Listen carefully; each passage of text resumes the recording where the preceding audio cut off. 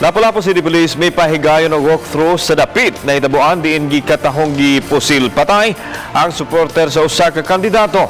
Samtang kabanay sa biktima kumbinsido nga dili politika ang hinungdan sa pagpamusil. Si Luan Merondina sa exclusive report.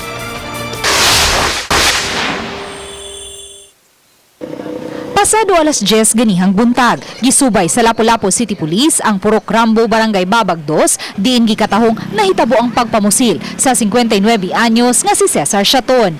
Nangunay si Lapu-Lapu City Police Office Director Police Colonel Limuel Obon pagpakisusi sa mga residente sa dapit sa posibleng nakakita sa aktwal nga hitabo. Dinhing dapita gikatahong nagbarog ang biktimang si Cesar Chaton dihang gipusil kini sa wa mailhing suspitsado. Niadtong higayuna sirado ang mga tindahan dinhi busa way nakakita sa hitsura sa mamumuno. Ang labing duol nga CCTV nga nakakuha unta sa aktwal nga panghitabo gikatahong naputol usab ang kable. Nakuba lagi na mong CCTV kay pagkuan mo sa among dump truck ba kay ubos mo kay dihabiga so wa na sana mo makuan kay sige pa nakukontak ato ang nag-installer wa sana mo makontak.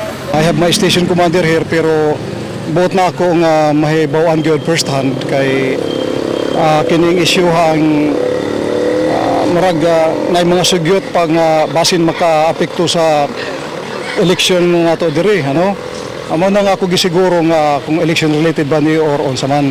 Human sa pipila ka minutos nga pagsubay-subay sa dapit na hitabuan, nakakuha ang Lapu-Lapu City Police og pamahayag sa duha ka mga mulupyo sa dapit nga nakasaksi sa hitabo.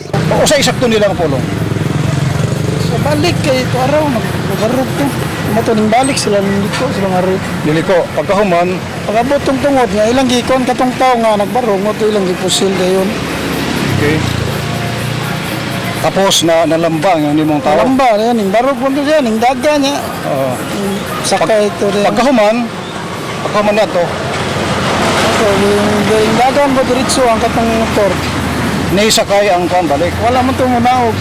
Kanto pag sagit na niya diri. Tukod siya ni butto na binibutto dia.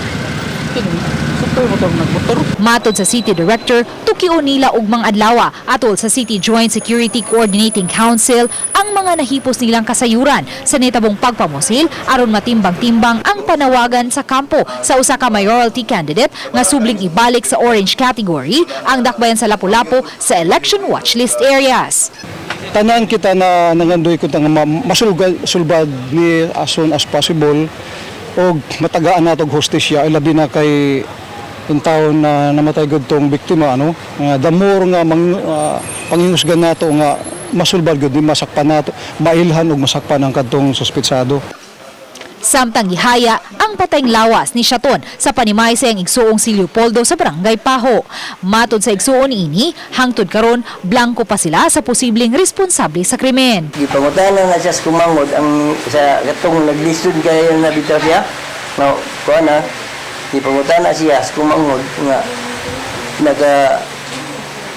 bantay baka o gisa girig pusil mo, nakakita baka. Yan siya wa di ko kakita. Wag kita nakita ma'am kaya nagkalikod na. Gipadayag hinuon sa igsuon sa biktima nga tungod sa kamahal sa gastuhan, hinungdan nga wa lang nila mapa-autopsy ang patayng lawas. Apan bukas sila sa unsamang investigasyon sa kapulisan. Dugang sa igsuon sa biktima, miabag man sa pagpahiluna sa patayng lawas ni Cesar Chaton ang duha ka manag-atbang nga partido. Busa dili sila kumbinsido nga may kalambigitan sa politika ang hitabo. Wa man gumayo man pud ang wa may mga gubot sa politika diri no. Peaceful man sa side sa pikas. Uban ni Renan Quiñones, Luan Merondina, Balitang Besda.